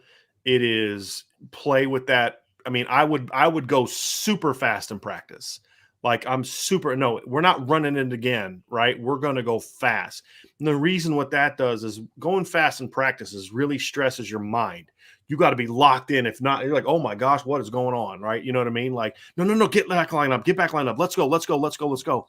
And it's not so much about you can carry that into games and have the tempo, but it's just about finding ways to physically and emotionally challenge the heck out of your football team in practice to where by the time you get to the Georgia game, it's like, man, this isn't what we thought it was. Because do you know what we've been doing in practice the last 2 weeks? To me, that's the thing that I would like to see. Now, I'm not talking about beating each other up and like running Oklahoma drills that aren't legal anymore. I'm talking about just competition. It's not about physically beating each other up. It's about competition. Yeah. And hey, we got the best red zone defense in the country. You got a crappy red zone offense. So you know what we're going to do for the first 5 days of our practices for the bowl game? You're going to have to try to score on that red zone defense. Right. And if I'm Marcus Freeman, like, are you serious? We just gave up a red zone touchdown in practice to that red zone offense, right? It's that competition. Right. That's what I think you can do to really get yourself prepared. I know Bama does that. I know USC used to do that. And it's not something I love doing all season because you can beat yourself up. And that happened to Pete Carroll's teams late in multiple seasons, including 2005, where they were down like 4 or 5 starters against Texas, several on defense because they were just beat up because it was so competitive in practice. So, but bowl prep, especially the first 5 or 6, 4, 5, 6 practices, because you get like 15 before right, before you leave for the destination. Yeah, when you're still at home, it is intense. Because when you get there and you have like 3 practices, something like that, when you get there, it's okay to kind of the week leading up needs to be a normal routine, but like you get 15 practices before that first game. Right. The first up to maybe that's what I said, like 6, maybe 7, but by then it's kind of like, okay, let's start hammering in on what our game plan is going to be. But the first 5 or 6 of those is just competition, competition. Good on good. And I'm sitting down with Brian Kelly and I'm sitting with the coaches and I'm like, listen, fellas, we're going to be doing a lot of this in practice. Us as coaches, we're going to be hyped up. When our guys make big plays, we're jumping on them, right? We're fired up. We're leading that charge. Right. You know what I mean? Like, okay, Marcus and Tommy, you guys chill out, but Lance, Dell, John, Mike, Chris, Elston, don't hurt your knees, but get fired up. You know what I mean? That's what I want to see. It's like, you lead the charge, not talking to the other players, not running your mouth to the other position coach, where now you start getting chippy. And that's not what I'm talking about. I'm talking about demanding a level of energy. And when your players do what we're asking to do, man, you are, let's go, baby. That's exactly what I'm talking about. That's the energy, because it's about building competition. It's about getting the speed as best as you can, but it's also about building confidence. and getting your guys thinking, you know what, man, if we can move the ball on our defense, we can forget Georgia. They don't have Kyle Hamilton. They don't have Isaiah Foskey. We moved on them. We can move on anybody. Now, that may not be true, but if they go into that game with that mindset, that's going to be huge, because that's what we haven't seen from Notre Dame on offense in the 2 bowl games, the big games they've had. They were playing not to lose against Alabama. They were overwhelmed by Clemson's speed in 2018 because they weren't doing enough good on good, in my opinion, throughout the bowl prep. They weren't doing enough really, just because when you practice fast, the game speed is going to slow down as much as it possibly can, because it's never going to, you can't replicate game speed, but it's the best you can do is to just go fast, get them thinking all the time. I think those are the things that we can see from this football team as they get in ready for bowl prep is that a competition, just energy, high every day in practice is just, hey guys, it's not about MFing them. It's not about getting in their face. It's not about yelling at them. Do that in the film room. We'll teach them up in the film room. It is energy all day long, and building the confidence of this football team. So when you get out against Georgia and Georgia goes down and scores on the first drive of the game, it's all good. We got this. We're fine. Right? Because when they started falling behind in some of these other games, it's kind of like you kind of look around and be like, uh-oh, here we go again. Right, exactly. Can't have that. It's like, forget Georgia. We don't care about Georgia. We're Notre Dame, right? Now, again, Georgia has a better team than Notre Dame. But sometimes, Dabo in 2015, that Clemson team had no business taking Bama down to the wire. If you go look at who Bama had on that team and compared to who Clemson had outside of like Deshaun Watson and a couple guys, it wasn't close. But Clemson didn't believe that. Dabo had that team so confident in themselves that they thought they could beat anybody. And then the next year they went out and beat Bama. And, it's a mindset thing. That's why I talk about that so much, Vince. And people wonder why I'm so upset about them not going for, the touchdown at the end of the second quarter against Virginia, because it's a mindset and you can't turn that switch on or off. And so to me, you get into bowl prep, it's just you're on all the time. Right. Energy, confidence, compete. And then you get to Saturday or the whatever day of the week the playoff game would be, and you just let the chips fall where they may. But you're going to give them your best shot. That's the thing. We're going down because we tried to throw the post route and they just made a play on it. Right? It's not because you didn't look, you got to take your swing, right? Absolutely. You got to take your shot. Notre Dame did not take their shot in 2018 offensively. They did not take their shot last year. Last year, I understand more than 2018. I do. Right? There's only so much of a shot you can take with Ben Skoranek and Javon McKinley. You didn't have Braden Lindsey anymore. You didn't have Kevin Austin anymore. They were hurt. Right? But this team, there's no excuse not to take your shot. If they get in, you take your shot. Go down swinging.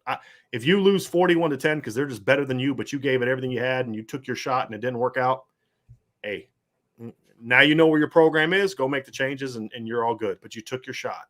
That's why I left with the last 2 games with a bitter taste in my mouth, because I didn't feel like Notre Dame took their shot. Yeah. No, that's fair. Absolutely. Could not agree more. We got a couple more super chats. Let's get these out of the way. Not out of the way. You know what I mean. Mike Nolan just dropping us a super chat. Thank you, Mike. Really appreciate it. Very, very much. And the final one. Oh, Matt. It's Kustra, I believe, right? I remembered. Matt Kustra with the super chat. What's your take on next season? 11-win season. Keep up the great show. Dude, I have no idea. And I'll tell you why. And I'm not trying to dismiss your question. It all depends on who comes back. Right. Some of the guys that are maybe going to the NFL or just not coming back to Notre Dame. That's going to be huge, from the wide receiver room to what's going on the defensive line with Jason Adamiola, Isaiah Foskey. There's so coaching changes or not. Coaching changes potentially or not. Just so many question marks right now. And I still need to see how this team finishes the season. Like, look, and here's the thing, Matt, is let's say Notre Dame goes to the postseason and they play Georgia in the first round of the playoff and they get stomped. This team's going to go into the offseason with a little bit of a interesting frame of mind. We've talked about this in the past where Notre Dame's had some better teams that went into the postseason didn't play well, and then didn't go in the offseason with a lot of energy. But then there's Right. teams that weren't that good, like the 2019 team, which wasn't that good of a team. They went 11-2 because they played a really soft schedule and had a lot of really good NFL players on the team. And, but they won that Iowa State game, and I think that sent them into that next offseason with a lot of confidence of, finishing the season strong.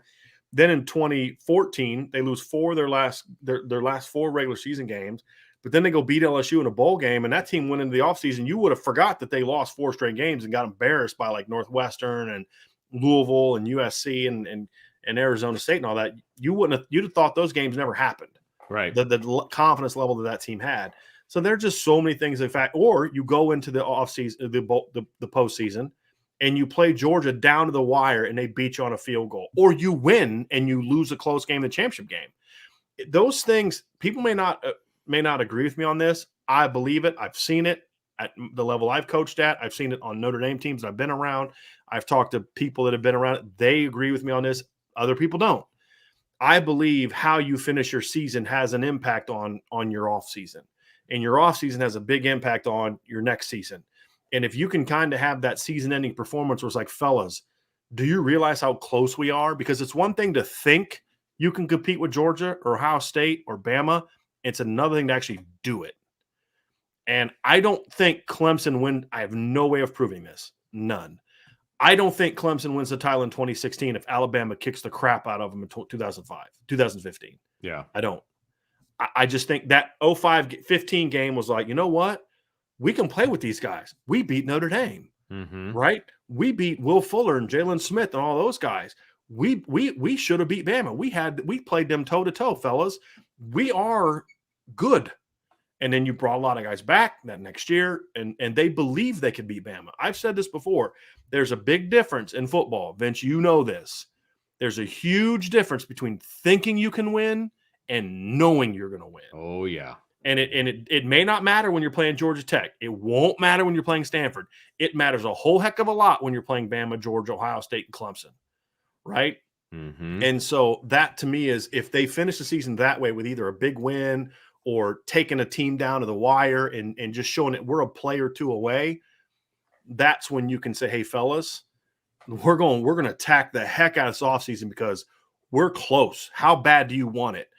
So I got to see all that play out first, Matt, before. Yeah. But I'll say this, an 11-1 regular season, assuming the one loss is not a blowout, I think guarantees Notre Dame a playoff spot because they got to play Clemson and Ohio State next year. And Clemson's not going to be a 3-loss team next year. I'll tell you that right now.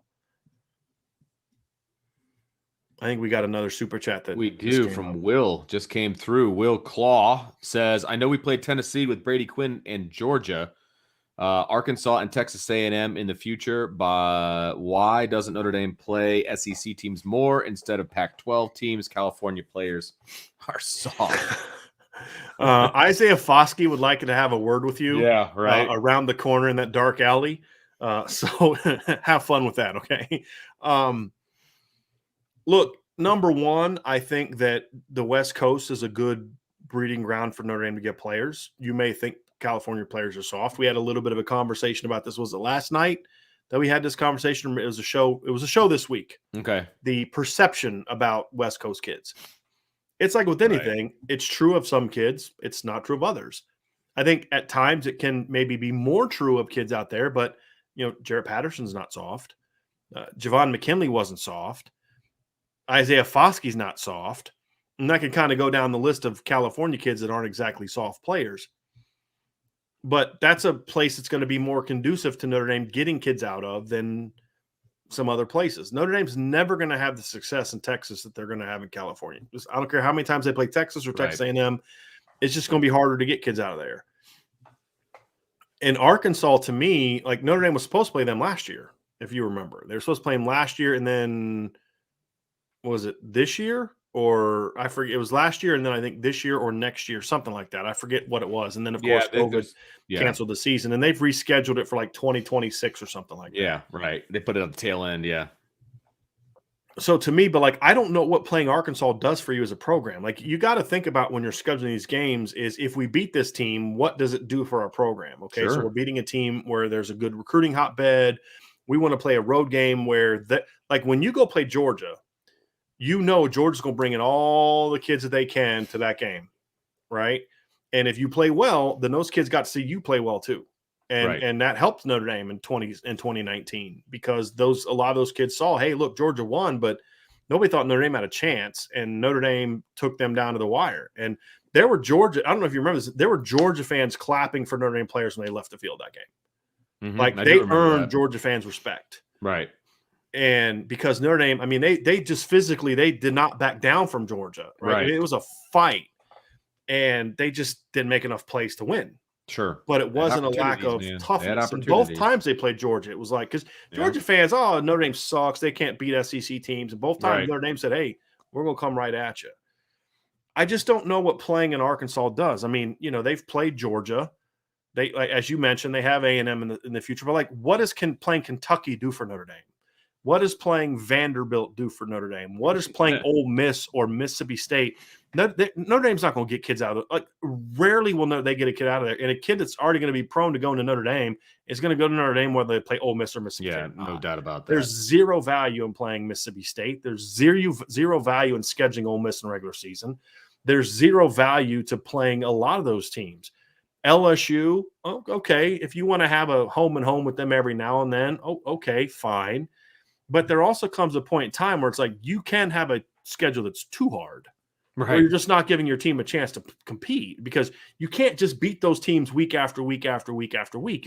You just can't do it. Right. And you say, well, Alabama doesn't. No. Do you know how many times Alabama's played Georgia in the regular season in the last 15 years? It's like twice. Yeah, exactly. Right. And so they don't play Florida very often.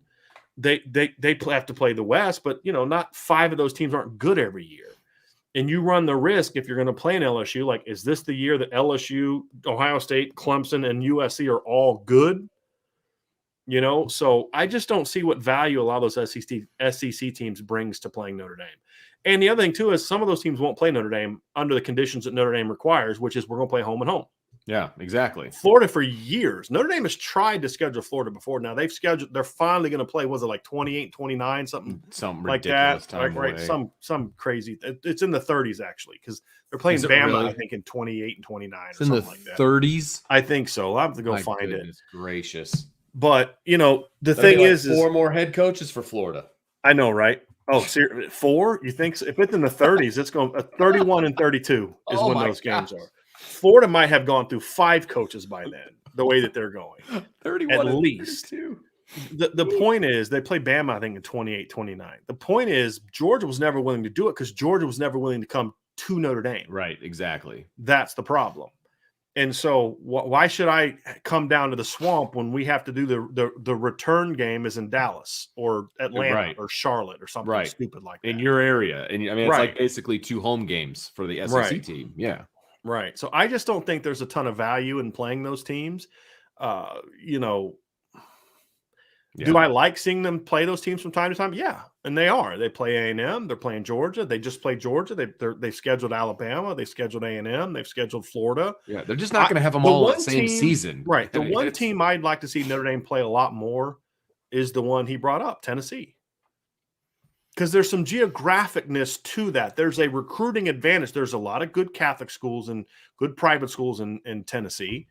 Notre Dame's got some good I mean, think about it. Golden Tate, Harrison Smith, Alex Bars. They've got some good players in the state of Tennessee. That's a state that there could be some recruiting advantages to playing them. Sure. That's not true of most teams. There's no recruiting advantages of playing Kentucky. Right. No, it's a lose-lose for you. If you beat them, no one's going to care. If you lose to them, it's, oh, my God, they lost to a third-tier SEC team. Right, exactly. No benefit, and the loss is significant. Right. Exactly. We got a few more super chats. Chief Brody, I saw your breakdown of the scenarios, but I'm wondering, do we watch Notre Dame in a playoff game this season or a New Year's Six game? Do they get the results elsewhere? I don't know what that means. No idea. He's asking us to make a prediction. Oh. So to me, I honestly don't know, Brody. I mean, this has been such a crazy weekend. For all we know, the last 2 weeks could be the only 2 sane weeks of the season. Yeah. I mean, I honestly don't know. I'm really nervous that Bama. I hope that I'm wrong about Georgia, because if I'm right about Georgia, Bama will beat them. Right. And that is Notre the Dame's worst case scenario for Notre Dame. Yeah, Notre The Dame's only out. way Notre Dame still gets in is if Ohio Cincinnati State loses or and Ohio Michigan State. loses. Well, They just yeah, get okay. one of them. Okay, fair enough. Either Cincinnati loses or Ohio State / Michigan loses Right. in the Big Ten championship. To Wisconsin or whoever. Yeah. That's I mean, is it possible? Sure, but it'd be That's tough. a very unlikely scenario in my opinion. You've got to hope that the Big 12 works out correctly. Yeah. So yeah, I gotta hope we all need to hope that I'm right about Alabama and wrong about Georgia. Yeah. That's what we need to kind of hope for, because I Sure. think that could really muddy things up. 2 1-loss SEC teams, one went undefeated in the regular season, lost the title game. Right. The other one only lost once in the regular season. It was back in October, and they win the championship. That would suck for Notre Dame. Yeah. So I honestly don't know. But then there's all those people that don't want Notre Dame in a college football playoff, and then they'll be happy with their meaningless New Year's Six bowl. We're not gonna engage in that conversation. I just want to. Matt D. Yes. Thank you for the super Matt. chat, Matt. Happy Thanksgiving to you as well, and to everybody obviously in the chat and that's watching. Thank you very much, Matt. Mm-hmm. Yep, absolutely, buddy. And we're caught up. And Matt helps monitor the Facebook group as well. Oh, excellent. So he definitely helps with that a lot. So I appreciate that. Love it. So let's get back to so much to do. Let's get back to just the players on defense that we're going to watch this week. Fair enough. I'll lead off. I've got two players, or I should say 2 sets, or however you want to phrase it. But I mentioned it in the matchup show that we talked about today, the stacking up show. The quarterback for Stanford, while he throws a rifle, like he's got a rifle attached to his shoulder. The problem is it's a very long motion, and I'm going to be keeping my eye on the front. And I circled the Myron and Foskey, those guys, because they're on the end. But I just think there's going to be so many opportunities to affect that throwing motion, and whether that's a sack, whether that's a strip sack, whether that's just a stripping, all of those different things. I just think they're going to have a lot of opportunities around the quarterback to make plays, and I think that could be, again, I'll say game changing. But they're not going to need to do that to win this game. I mean, that's not what I'm saying, but they will have opportunities at turnovers and at game-changing opportunities there. I'd like to see the defense continue doing what they've been doing. I am actually more intrigued by the linebackers and the safeties. And the reason I say that is the one player that I'm most concerned about for Stanford as far as making some game-wrecking plays is their tight end, Ben Urasek. He's a good football player. He's really long, and he's a pretty good athlete. So for me, I want to see some opportunities for the J.D. Bertrand, Drew White, Sure. Ramon Henderson, Houston Griffith, Xavier Watts. They're going to get challenged in a way that they haven't in a few weeks. And so we haven't seen them get stressed since the North Carolina game. The teams they play just don't have the horses, or when they did have the horses like Virginia, they didn't then have the quarterback slinging the ball to them. So Benjamin Urasek likes throwing to the tight end. He's their leading receiver for a reason. And he's long and athletic, and that has presented them matchups. So it's kind of like what the reason it matters to me, Vince, is because we're going to see if there's been genuine improvement at that position and at safety and linebacker, or if they just have been playing well because they haven't been challenged. Right. And so if they keep Benjamin Urasek in check, don't let him rip off big plays, don't let him get up the seams, then what it's going to tell me is, hey, they're actually legitimately playing better at linebacker. I feel a lot better about that. I mean, this is a kid with 38 catches, 571 yards. This is a tight end that averages 15 yards a catch. That's pretty good. Yeah. That's pretty good. The Leonard Taylor kid that hurt Notre Dame and Josh Wiley, the other kid from Cincinnati, those 2 tight ends, they averaged 13.5 and 8.9. And if you take away what Leonard Taylor did against Notre Dame, it's like his yards per catch average goes down even more. He was at 8.9, but he had 4 catches for 70 yards against Notre Dame, right? Because he's long and he's a pretty athletic guy. So to me, I want to see that. I want to see them if they can perform well against Benjamin Urasek. Again, it's not going to impact the outcome of the game. Notre Dame's going to win. Right. But, maybe they get some cheap points that way. They get 17, 20 points because Benjamin Urasek went for 100 or something like that, right? So if they keep him in check, Vince, it's going to tell me, hey, this group has gotten better at one of the vulnerabilities of what we've seen from this offense this year. The linebackers, and we saw it against North Carolina. They really they really hurt Notre Dame at safety and at linebacker in that game. And if they can check that against Stanford, it's going to tell me, okay, they've gotten better here. Sure. That matchup, and then my second one, and we'll kind of snake it. I know you like to do that. My second is they've got really big physical receivers. And Notre Dame hasn't played big physical receivers in a bit, right? It's funny that you say that. And so how do they handle those jump balls? Sure. How do they handle playing those one-on-ones? You know, again, is it something that's going to result in Stanford beating Notre Dame? No. But could it be a thing where they're able to control the clock and keep Notre Dame's offense off the field because they're winning those back shoulders on 3rd and 9? That's more of what I'm concerned about. So, and that's going to keep the score down, right? So those are the matchups, Vince, that I'm most concerned with. What is your other, not a matchup, but like those are the players. So the point is, I'm concerned. I want to see how the Notre Dame players perform in those matchups. Yeah.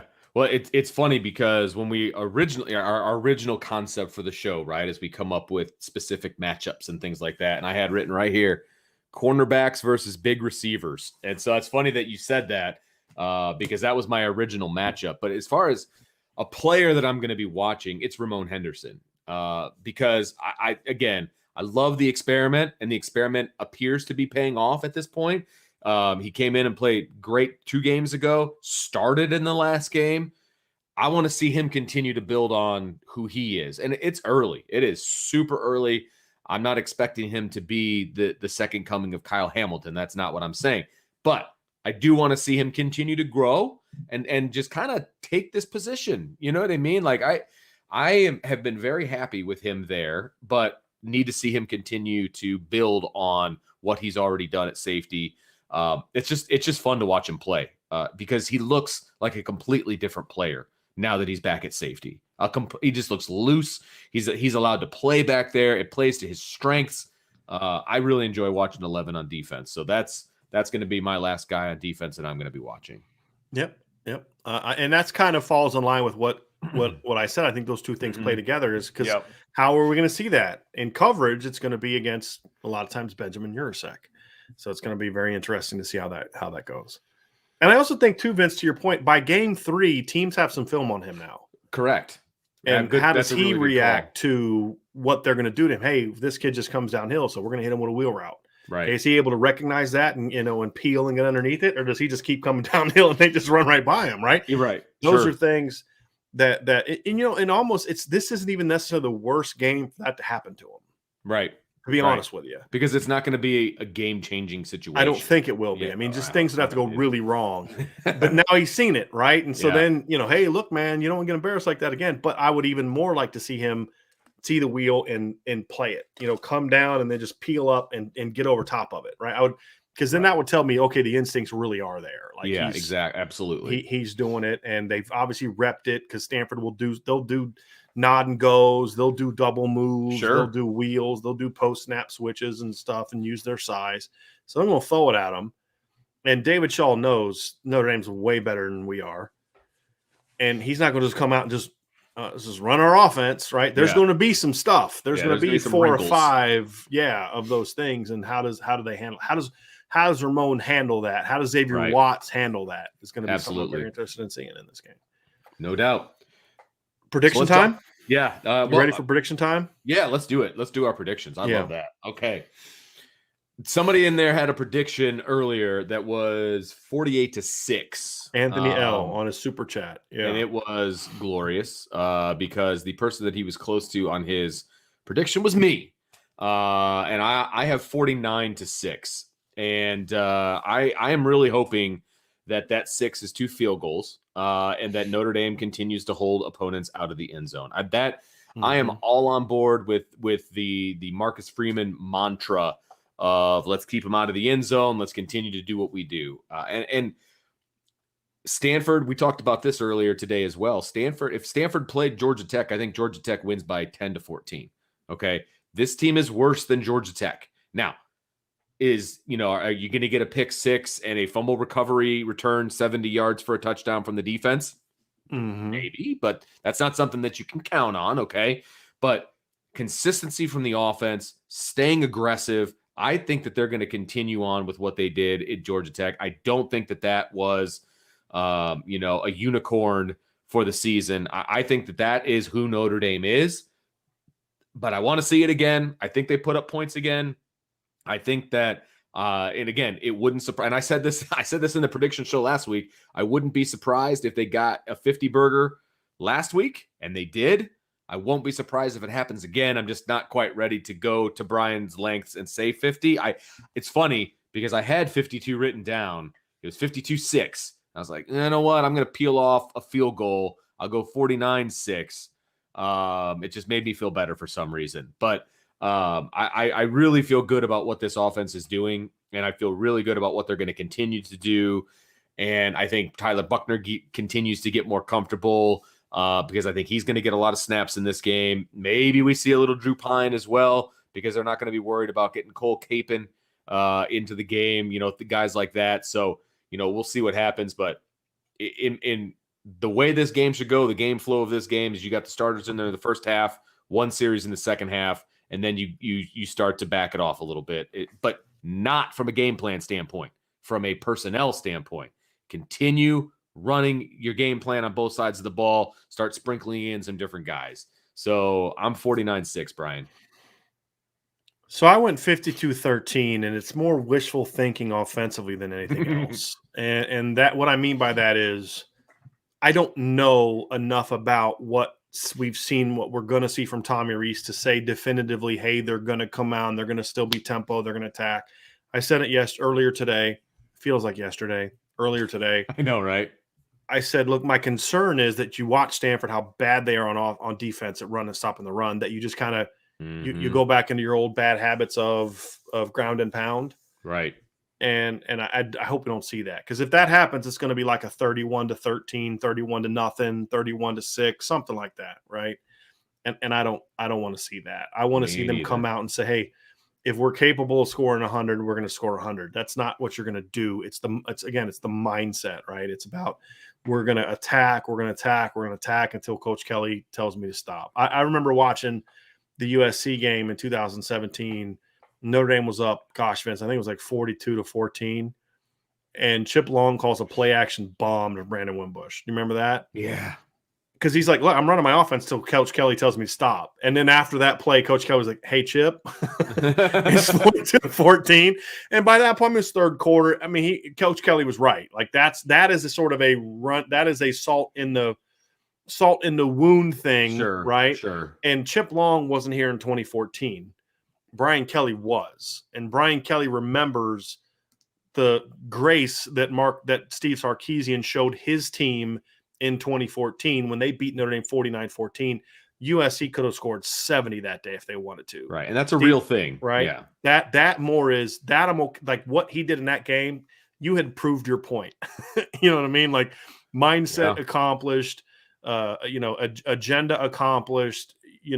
There's no need to go, take your shot, but no, we don't need to be play action passing and throwing bombs and stuff like that. But that's what I want to see Tom Rees like, hey, coach, I'm running my game plan until you tell me stop running my game plan, right? Right. And if it looks like this, what Irish 0687 just said, 65-6, then so be it, right? Yeah, exactly. Chill with Notre Dame winning 48-13. But to me, that's what I'm hoping for.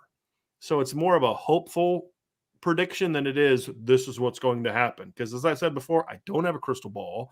I don't know what they're going to do. And if I was that confident in it, then I would have a lot more money because I'd be betting every week. Right? Yeah, right.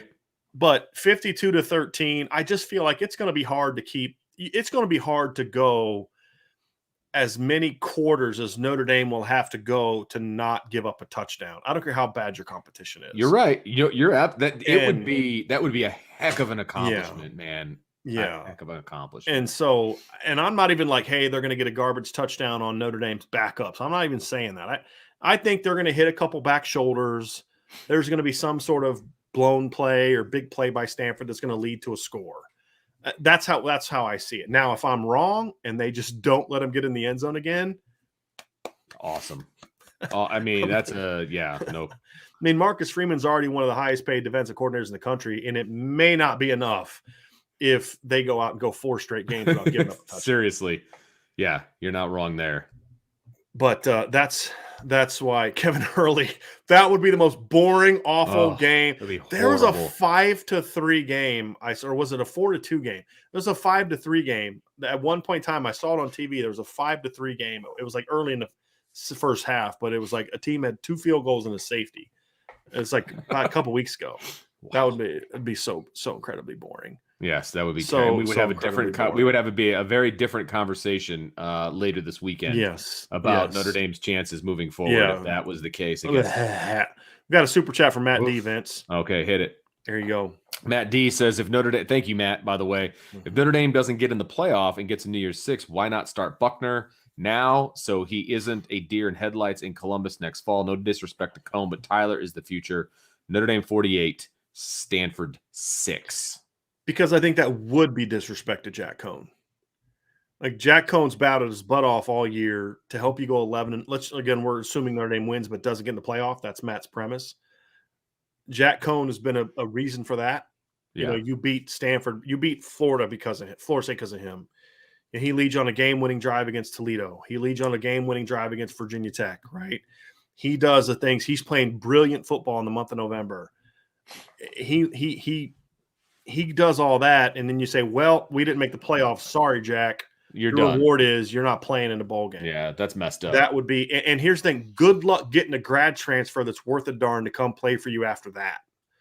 So, yes, Tyler Buckner is the future, but that's what spring ball is for. And if it's New Year's 6, you also have to understand that it's a reward for the season. That's what a bowl game is. And it's about it also is about continuing to build that mindset heading into the postseason. Right. It doesn't mean you have to play your backup quarterback in that game. Right. I would play Tyler Buckner. I would have a normal Tyler Buckner package. Sure. Tyler Buckner is going to get ready for Columbus in January and February, and then in March, and then when spring ball starts, and then in summer workouts, and then in fall camp. Right. He's going to have time to get ready for Ohio State. Okay. Right. You don't say, hey, Jack, thanks for getting us here. Now we're going to turn the keys over to Tyler, even though you're playing well. It'd be different, Matt, if Jack Cone wasn't playing well. But he's playing exceptionally well right now. He's playing really well right now. Yeah. And so and again, this is a transfer portal world. Is that the statement you really want to send? Like, I would not start Rocco Spindler over Kane Madden, because you should have already done that. That should have happened a long time ago. Like, but if you again, it's going to send the wrong message as you try to go get grad transfers in this offseason.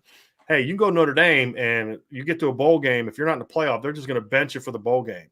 Right. Which, you know, I would understand why coaches would do that. Hey, players do that all the time. They just decide they're not going to play in the bowl game. Right? Okay, well, they're preparing for their future. We're preparing for ours. So sorry, buddy. You know, so I don't think that'd be a good look for Notre Dame, in my opinion. And also, they need to win the New Year's 6 bowl. I mean, I get there's somebody had a comment in here that I wanted to find, but it was kind of like, I don't understand this mindset of people don't want to play in the playoff because they're going to get stomped, but then they think that they're just going to roll into New Year's 6 bowl and just pound whoever they play. Well, if you're not good enough to win a playoff game, what makes you think you're going to be good enough to just go steamroll whoever you play in the New Year's 6? Right? I mean, I don't think that necessarily makes a lot of sense to me. People see that, and that's the thing. People think this team is good, but they're so shell shocked. They just don't want exactly. They're still shell shocked from the college football playoff appearance, which I understand. I totally get it, but you can't have. I mean, it can't be both, right? I mean, so you're not going to just steamroll whoever you play just because you show up. You're going to have to earn it. Right. And now, if you know you're pounding that team in the third quarter, do you play him early? Sure. If you're going to beat that team as bad as you think, then sure, you maybe get Tyler in there a little bit early. But I think Jack Cone has done everything right. He handled getting sort of, you know, quasi benched a couple times with class. Yeah. You know, he kept battling. You know, he could have pouted in the Toledo game, like, I lead you to a win over Florida State, and you're going to repay me by the first time our offense doesn't get rolling. You bench me and bring in the freshman, which is what happened against Toledo. They didn't bench him, but, you know, they started working in Tyler Buckner.